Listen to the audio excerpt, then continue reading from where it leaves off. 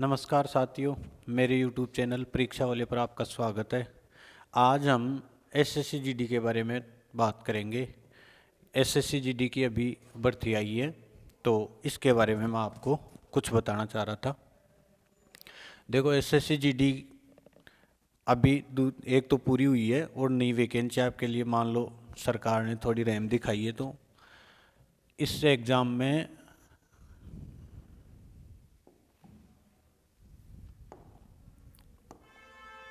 देखो 27/10 से फार्म चालू हुए थे और 30 नवंबर तक, यानी अभी 2-4 दिन बाकी हैं। 30 नवंबर तक आप इसके फार्म भर देना।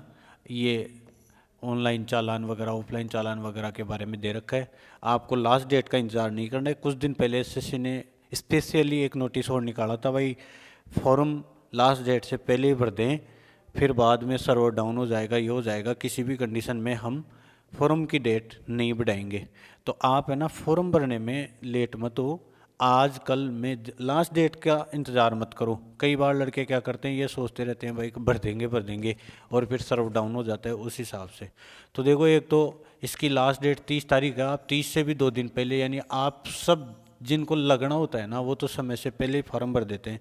जिनको यही सोचना होता है कि क्या करेंगे, लग जाएंगे तो लग जाएंगे, नहीं ठीक है भर देंगे, वो भले 30 के बाद में 2-3 तारीख तक भी भर दें, तो उनके लिए कोई दिक्कत नहीं है। एसएससी खोलेगी उनके लिए वापस पोर्टल, तो ठीक है, ना खोले तो उनके क्या फ़र्क पड़ता है। और 2-4 साल बाद भर्ती आएगी, तो आती 2-3 साल से ये तो शुक्र मनाओ कि अब की बार बहुत जल्दी आ गई है। तो देखो, इसकी लास्ट डेट 31 तारीख है, वो 30 तारीख है। और इसके बारे में और क्या क्या है देखें, हम देख लें। टोटल 24,369 पोस्ट है। ये सब कैटेगरी वाइज बांटी गई है। इसमें देखो, एक बार ऐसे कर लेना, पिछली बार एसएससी में बच्चों के साथ एक प्रॉब्लम आई थी। एसएससी में उनका सिलेक्शन हो गया था, ये कि जो पोस्ट प्रीफरेंस है ना, ये थोड़ा आप एक अच्छे दुकानदार से भरवाना, अच्छे ही मित्र वाले से, या आप घर पे भी भरो अपने मोबाइल से, अपने लैपटॉप से। तो थोड़ा सा पोस्ट प्रेफरेंस देखो, पिछली बार क्या हुआ था कि लड़कों ने है ना ये मित्र वाले को बोल दिया कि फॉर्म भर दो। अब लड़कों के बढ़िया नंबर थे, तो उनको भी उनकी चॉइस, मान लो जैसे आजकल एसएससी में ज़्यादातर बच्चे ये सोचते हैं कि मुझे पहली चॉइस सीआईएसएफ मिले, फिर बाद में और दूसरी करते हैं। लेकिन कईयों ने मान लो पहली सीआरपीएफ भर दी, अब उनको आइडिया ही नहीं था। फार्म भरते समय अब लड़के ये सोचते हैं कि यार कोई से में भी आए तो ठीक है, लेकिन फिर बाद में मालूम चलता है उनको कि यार उस दिन अगर दिन में फार्म भरने में गड़बड़ नहीं करता ना, तो हो सकता है उसके लिए और कोई बढ़िया होता। तो आप एक तो फार्म बढ़िया जगह, फॉर्म भरने में गड़बड़ हो जाती है ना, वो फिर बाद में थोड़ी सी परेशानी होती है।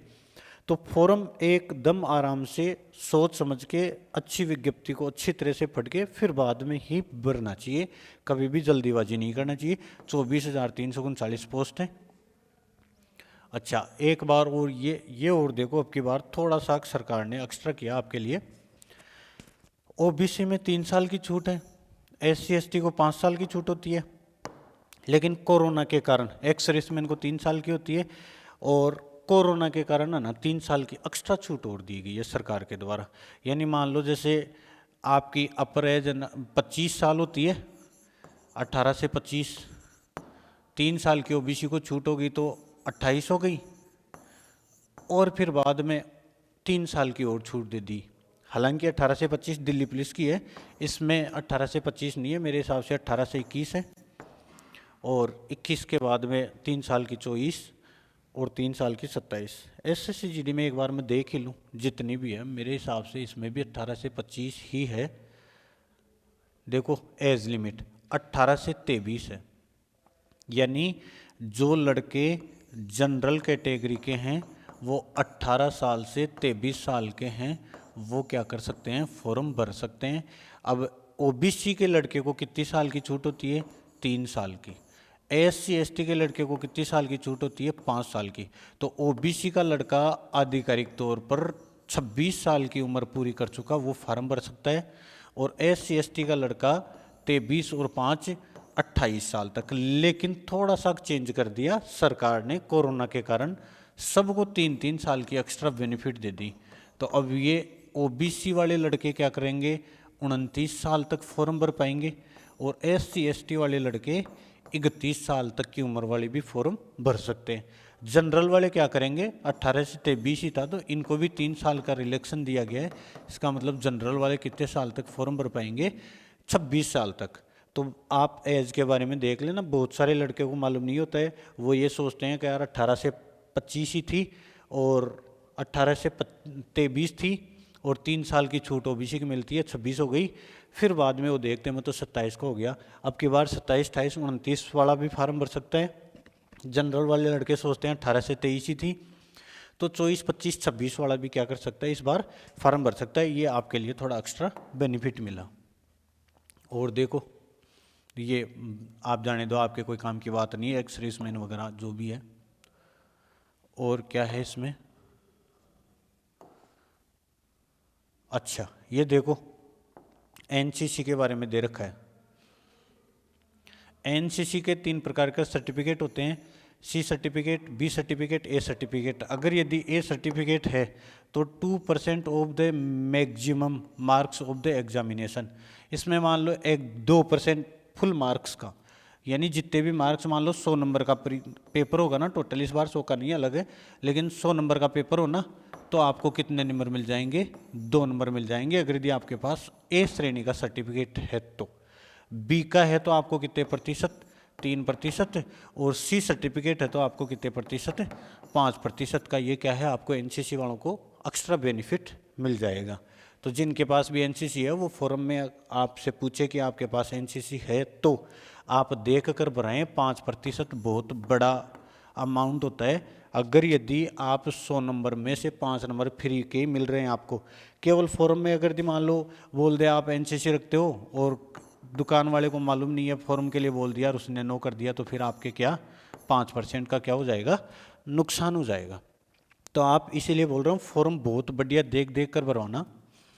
और इसके अंदर इस बार अंकों में भी थोड़ा सा चेंज किया है। ये आपके सेंटर वगैरह हैं, सेंटर वगैरह भी आराम से देख के भर देना, जो आपके नज़दीक पड़े वो वाला। आगे वाला देखो और क्या क्या दे रखा है इसमें, देखो अब की बार थोड़ा सा बदलाव कर दिया। क्या बदलाव कर दिया, ये सिलेबस में थोड़ा सा चेंज किया है। हर बार क्या होता था, ये जो जनरल इंटेलिजेंस और रीजनिंग है, ये यहाँ पर कितना होता था, 25 नंबर का होता था, और 25 ही क्या होते थे, क्वेश्चन होते थे। जनरल नॉलेज और जनरल अवेयरनेस ये भी कितने नंबर का, मतलब 25-25 के पार्ट होते थे 4। 25 की रीजनिंग, 25 का जीके, 25 की मैथ, और 25 की जिनको इंग्लिश आती है वो इंग्लिश पढ़ लें और हिंदी आती है वो हिंदी पढ़ लें। 25 ही क्वेश्चन आते थे, 25 नंबर का होता था हर बार। इस बार थोड़ा बदलाव किया और समय कितना होता था, 90 मिनट। लेकिन इस बार थोड़ा सा बदलाव कर दिया, 25 की जगह पर्सन कितने कर दिए, 20-20, और प्रत्येक पर्सन कितने नंबर का कर दिया, 2-2 नंबर का। तो मार्क्स कितने हो गए, 40-40।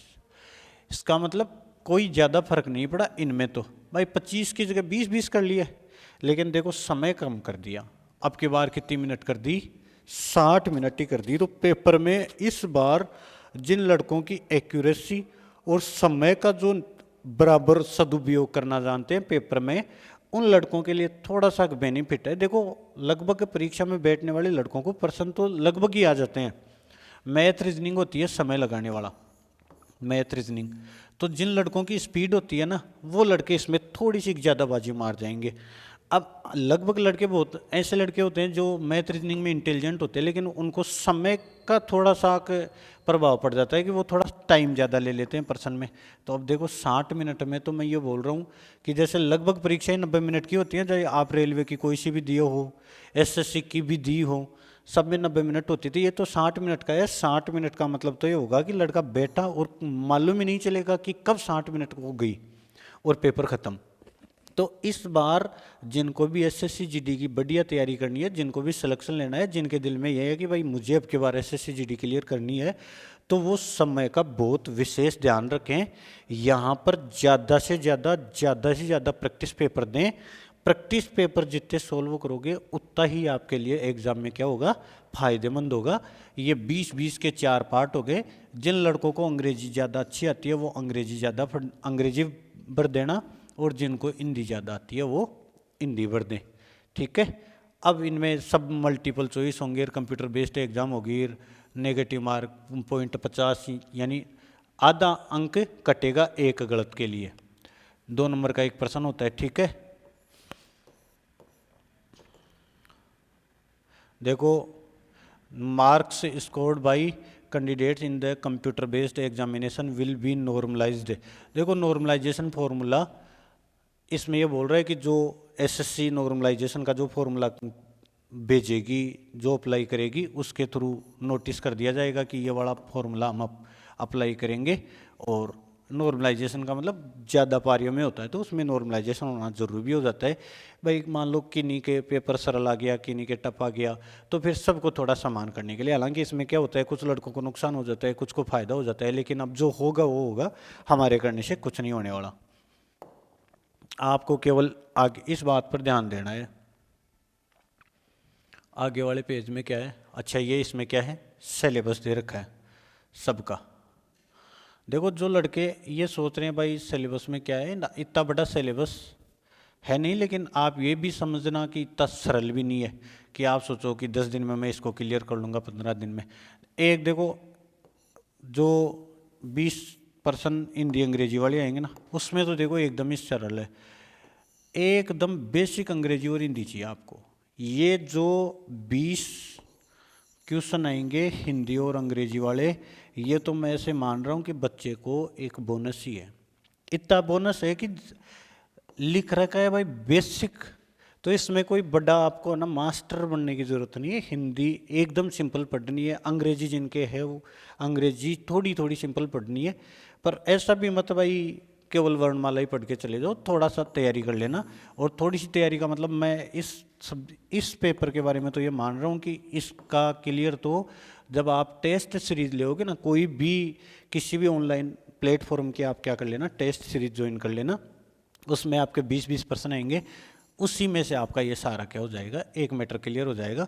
ये मैथ का सिलेबस है, ये जीके का है, और ये रीजनिंग का। इनके टॉपिक वाइज जो अपने हिसाब से हम जो करेंगे वो कर लेंगे।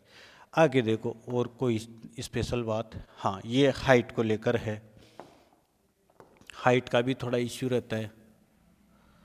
देखो, हाइट का इश्यू क्या है, मेल के लिए 170 सेंटीमीटर है। ये जो दी जाती है ना, ये सब जनरल के लिए है साहब,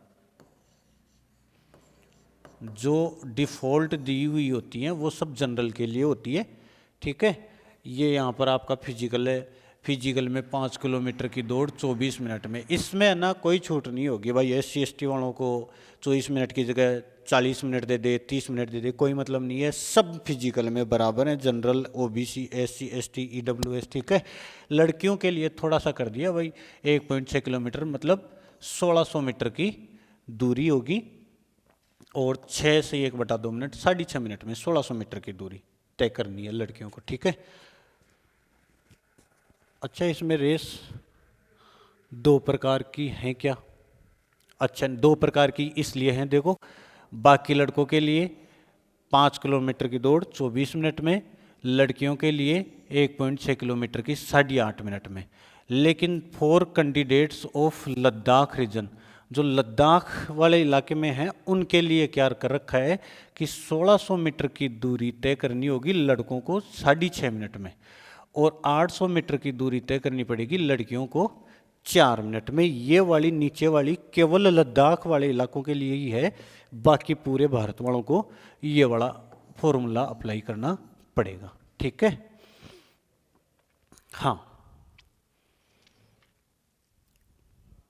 आगे देखो, ये हाइट के बारे में है, 170 सेंटीमीटर लड़कों के लिए, 157 सेंटीमीटर लड़कियों के लिए है। अब फिर छूट दी जाती है, देखो, all candidates belong scheduled tribes, यानी जो ST वाले लड़के हैं उनमें मेल को कितना 162.5 सेंटीमीटर और फीमेल को 150 सेंटीमीटर, और ये सब के लिए अलग अलग छूट दे रखी है। नॉर्थ ईस्ट स्टेट जो उत्तरी पूर्वी भारत होता है, उनमें थोड़ी सी वहाँ पर वातावरण इस तरह का होता है कि वहाँ के आदमी की थोड़ी हाइट नहीं बढ़ पाती है, तो उनके लिए सरकार ने एक्स्ट्रा बेनिफिट वगैरह दे रखा है। वो आपके कोई काम का नहीं है, मतलब जो जिस राज्य में रहते हैं वो अपने आप ही कर लेंगे। अच्छा, चलो कोई बात नहीं, ये सब हो गया आपके। अब ये 80 सेंटीमीटर चेस्ट है और 5 सेंटीमीटर एक्सपेंड होना चाहिए, मतलब सांस लेते तो फूलना वाला। ये आपके बाद की बात है, ये सब आपको जब करना पड़ेगा जब आप परीक्षा में पास हो जाओगे। तो देखो आपको अब क्या करना है, इसके लिए हमें क्या करना है,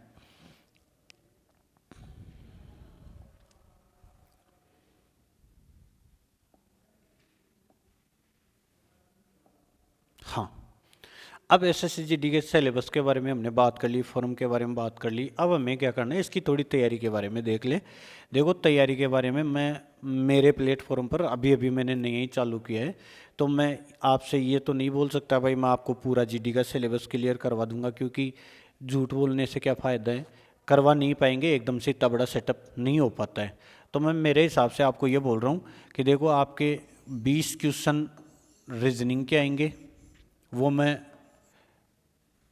मेरे हिसाब से ये बोल रहा हूँ भाई आपके 20 नंबर की ये जो 20 क्वेश्चन की है ये तैयारी मैं पूरी करवा दूंगा। 20 नंबर की मैथ,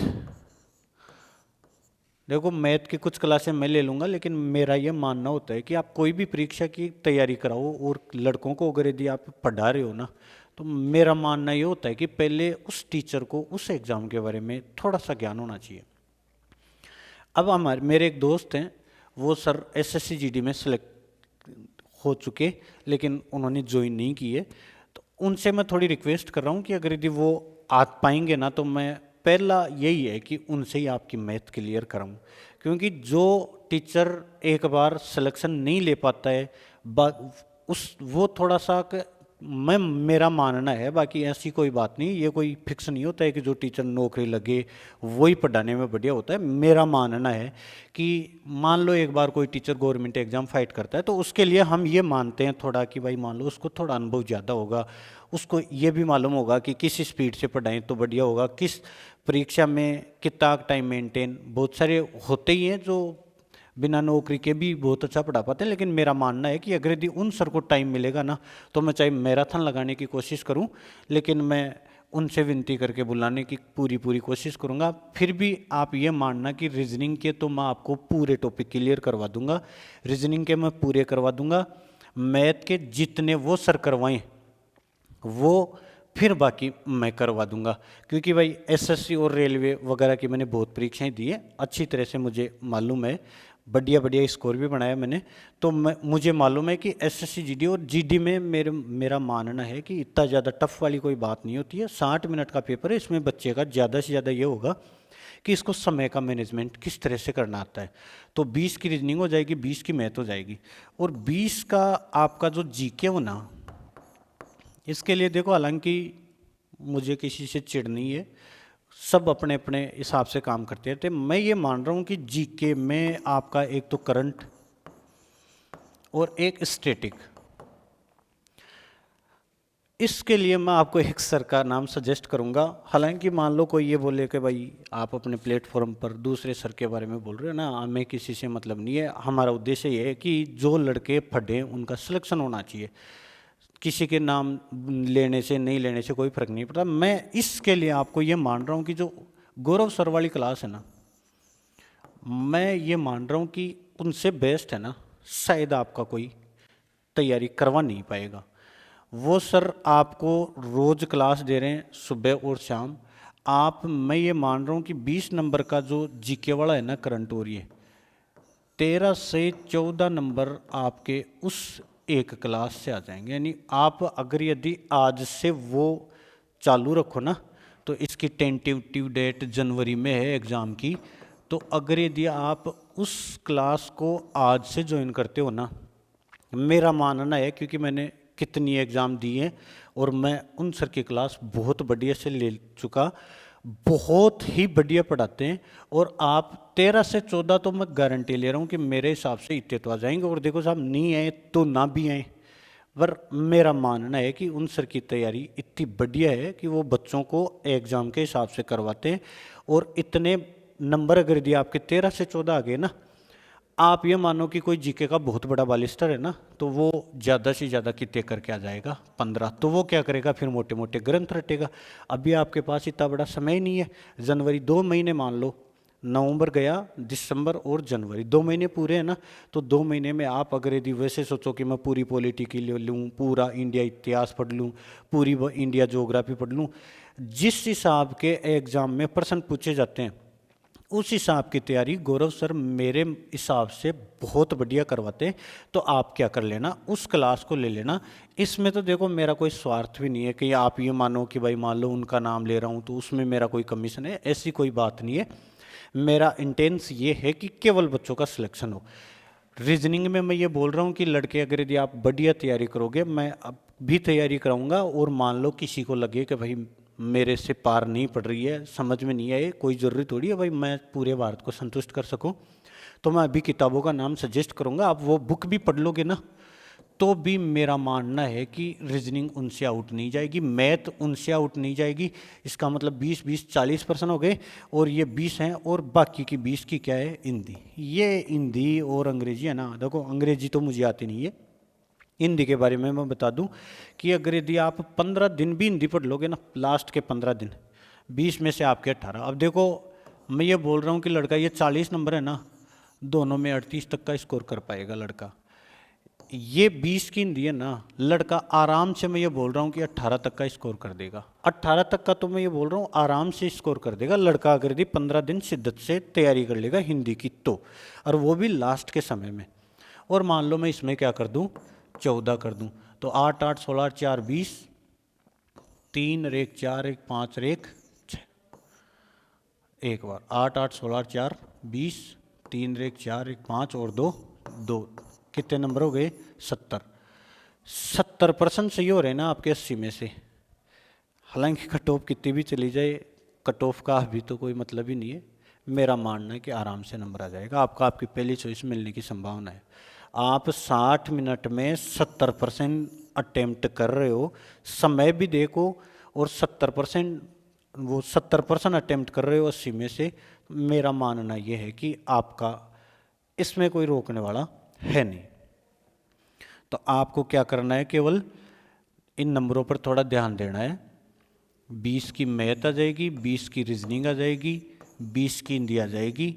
ये तो आपके बहुत ही एक स्कोरिंग पार्ट है एसएससी जीडी में। 60 नंबर का है ना, तो ये मैथ रीजनिंग ही तो एक स्कोरिंग पार्ट होता है। और हिंदी इतनी सिंपल है, इसमें नंबर आने कोई बड़ी बात नहीं है। बस नंबर एसएससी में कम बनेंगे लड़कों के, इसमें बनेंगे। तो 13-14 नंबर तो मैं बोल रहा हूँ उस एक क्लास से, उनकी सुबह वाली क्लास भी और एक शाम वाली भी, दोनों लेते रहना, कोई ज़्यादा समय नहीं लगता है। आप अगर दिन अब तैयारी शुरू करो, जीके पढ़ो, इतना लंबा मैटर पढ़ो, उससे अच्छा मैं ये मान रहा हूँ यार। बाकी फिर भी किसी को लगे ना विश्वास नहीं है भाई, मान लो नहीं आए, तो अपने हिसाब से जिनको जो बेस्ट लगे वो कर लेंगे। तो मैं इस हिसाब से तैयारी करूँगा। अब किताबों के बारे में मैं आपको बता दूँ, देखो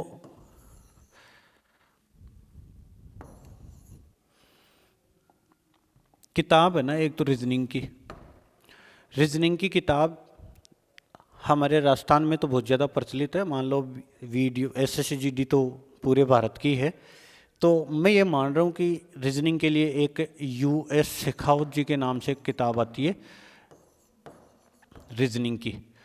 मेरा ये मानना है कि अगर आप इस किताब को पढ़ लिए ना, रीजनिंग के 20 में से देखो एक प्रश्न किसी का भी गलत हो जाए, मैं रीजनिंग पढ़ाता हूँ, कोई गारंटी नहीं है 20 में से 20 मैं भी सही कर पाऊँ। अगले को एग्जामिनर को गलती करवाने की आ गई ना, तो वो किसी से भी गलत करा सकता है, क्योंकि कोई भी अपने आप में पूर्ण नहीं है। 1 नंबर किसी का भी कट जाए, 2 नंबर किसी के भी कट जाए, होता है, हो जाए। लेकिन मेरा जहाँ तक मानना है, रीजनिंग के लिए आप इस किताब को अगर यदि प्रेफर करते हो ना, तो मेरा ये मानना है कि आपके 20 में से 20 भी हो सकते हैं, 19 भी हो सकते हैं, 18 भी हो सकते हैं, 18 से कम नहीं होंगे। 18 से कम होंगे ही नहीं। और फिर भी मान लो एग्जामिनर ने इस तरह का पेपर बना दिया कि आपने इस किताब की पूरे टॉपिक निकाल लिए, फिर भी आपके ना 15 तक स्कोर हो रहा है, फिर घबराने की ज़रूरत नहीं है। फिर मान लेना भारत में किसी का भी नहीं होगा।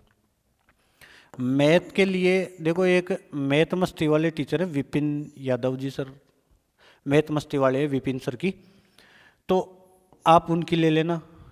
या एक रेणु शेखावत के नाम से मैथ की किताब आती है। ये किताब है ना स्पेशली एसएससी जीडी के लिए बनाई हुई है, एसएससी जीडी के लिए बनाई हुई है। तो मैं बोल रहा हूँ बाकी किताबों की भारत में कमी नहीं है, किताबें हर एग्ज़ाम के लिए अलग अलग होती है, लेकिन एक एग्ज़ाम का भी थोड़ा सा लेवल होता है कि इस एग्ज़ाम के लिए लगभग ये किताब फिक्स होती है। बाकी ऐसा कोई पर्सन के ऊपर लिखा हुआ नहीं होता है कि ये साहब आईएएस में ही पूछा जाए और ये है ना आरपीएससी में पूछा जाए। ऐसे तो देखो पिछली बार हमारे राजस्थान में आरपीएससी के एग्ज़ाम लगी थी, तो आरपीएससी के मतलब आरएएस के प्रीलिम्स में राजस्थान का राज्य वृक्ष खेजड़ी वो पर्सन आ गया था, जो कई बार राजस्थान पुलिस स्टेट लेवल की हमारे राजस्थान पुलिस की वैकेंसी होती है, तो उसमें भी बहुत टफ पर्सन पूछ लिया जाता है। तो पर्सन के ऊपर ये कोई होता नहीं है लिखा हुआ कि ये पर्सन केवल उसी एग्ज़ाम के लिए बना है, पर हम भी इसी हिसाब से मानते हैं कि भाई मान लो जीडी लेवल है तो उसके लिए इताक लेवल माना जाएगा। 1-2% अगर लेवल वाली ढाल भी दिए तो इससे बाहर आपका जाएगा नहीं। मैथ के लिए विपिन सरवाली या रेणु शेखावत नाम की एक किताब होती है, इनमें से कोई सी भी प्रेफर कर लेना, दोनों ही बेस्ट हैं। और जीडी के लिए विपिन सरवाली और रेणु शेखावत की किताब आपको या तो ऑनलाइन प्लेटफॉर्म पर मिलेंगी, ये हर बुक स्टोर पर ये मिलती नहीं है, आप ऑनलाइन वगैरह कहाँ से भी मंगवा लेना, मिल जाएगी आपको। और जीके के लिए मैंने बता दिया 20 नंबर का जीके आएगा, वो 20% जीके के आएंगे, वो गौरव सर वाली क्लास ले लेना, उससे आपके 15 तक भी पर्सन हो जाएंगे। और मेरे हिसाब से जैसे उनके बाकी बढ़िया बढ़िया एग्ज़ाम में भी बहुत ज़्यादा पर्सन आते हैं, तो कोई बहुत बड़ी बात नहीं है ये 17-18 तक भी पहुंचा दे, क्योंकि वो बहुत मेहनत करते हैं। और एग्ज़ाम के पास में तो आपके लिए स्पेशल क्लास और लगा देंगे वो, तो आप तो केवल उनको ले लेना, उनकी जो सीरीज़ वगैरह चलाते हैं 5-5, 7-7 दिन की मैराथन वगैरह चलाते हैं, वो क्लासें ले लेना, रिवीजन करवा देंगे, वो 1 साल का पूरा एक साथ रिवीजन कराते। मेरे हिसाब से आप ये 20% है ना, आप अकेले उस क्लास पर भी निर्भर रहोगे ना, बेवकूफ़ी नहीं होगी। और देखो साहब नहीं आए तो नहीं भी आए, कोई गारंटी नहीं है कि उस क्लास में से ही आए, लेकिन जहाँ तक मेरा मानना है 13-14 तो आराम से आ जाएंगे। थोड़ा विश्वास रखना, आपको कोई ये भी बोल दे कि नहीं बैठता है ये हो ना, तो ये हमारी टेस्ट की हुई है, हमने देखे हर परीक्षा में, रेलवे की दी है, एसएससी की दी है, दिल्ली पुलिस की दी है, सब में, ग्राम सेवक की दी है हमने, पटवारी की दी है, सब में मैं ये बोल रहा हूँ बहुत बड़ी मात्रा में प्रश्न आते हैं इनके, तो आप इस पर दे देना। और हिंदी के लिए तो ऐसा है, आप टेस्ट जरूर ही ज्वाइन कर लेना, कोई सा भी, चाहे टेस्ट बुक वगैरह, बायजूस वगैरह, कोई भी प्लेटफॉर्म के आप है ना टेस्ट ऑनलाइन, उत्कर्ष वगैरह, धुरीना, आप जो पसंद हो, मुझे किसी से कोई द्वेष नहीं है, जिनको जो पसंद है, जिनको जो पसंद है उनके ले लेना, लेकिन टेस्ट ले लेना। बिना टेस्ट दिए हुए मेरे हिसाब से आज के ज़माने में सिलेक्शन थोड़ा सा टफ है। बाकी किसी का भले टेस्ट एक भी नहीं देर हो जाए तो भी हम ये नहीं बोल रहे भाई ये कोई मस्ट है कि टेस्ट देना ही ज़रूरी है, पर अगर इससे एक फ़ायदा हो जाएगा कि आप मान लो अब 2 महीने है ना, तो दिन का एक टेस्ट भी दो, तो आपने मान लो 50 टेस्ट दे दिए ना, कोई दिक्कत नहीं है। एक टेस्ट में आपके हिंदी के कितने नंबर आएंगे, हिंदी के 20 क्वेश्चन आएंगे ना, तो आपके पास कितने % हो गए, 1000 काम हो जाएगा आपका। हिंदी में 20 में से 19 तक आपके पास पर्सन इसी में से मिल जाएंगे। तो ये है कि आपके पास प्लान से चलना है, ये वाला तरीका है। रीजनिंग के लिए कोशिश है कि मैं अगर यदि मान लो मेरा रिजल्ट वगैरह तुरंत ही नहीं आए, मुझे समय रहेगा, मैं पूरी रीजनिंग करवाने की पूरी कोशिश करूँगा, वो भी एसएससी जीडी के सारे जो टॉपिक हैं उनके हिसाब से। मैथ के लिए अगर यदि वो जीडी में लगे हुए सर हैं, वो अगर यदि आएंगे हो सके तो उनसे करवाने की कोशिश करूँगा, नहीं बाकी मैं भी करवा दूँगा। लेकिन मैं ये नहीं चाह रहा कि ज़बरदस्ती मैं थोपूँ ही बच्चों को कि दोनों सब्जेक्ट में पढ़ाऊँ, मास्टर एक ही सब्जेक्ट पढ़ा पाएगा, फिर इतना समय नहीं मिलता, तो उन सर से करवाने की कोशिश करूँगा। मैथ रीजनिंग के अगर यदि आप ये क्लासें ले लोगे और वो किताबें पढ़ लोगे तो बढ़िया स्कोर हो जाएगा, हिंदी का ये हो जाएगा और जीके वाली ये हो जाएगी। तो ठीक है, मैं आपका ज़्यादा समय नहीं ले रहा, धन्यवाद। मैं ईश्वर से दुआ करता हूँ कि आप सबकी नौकरी लगे, एसएससी जीडी में आप मेहनत करो, वो आपको ज़रूर सफलता मिले। ठीक।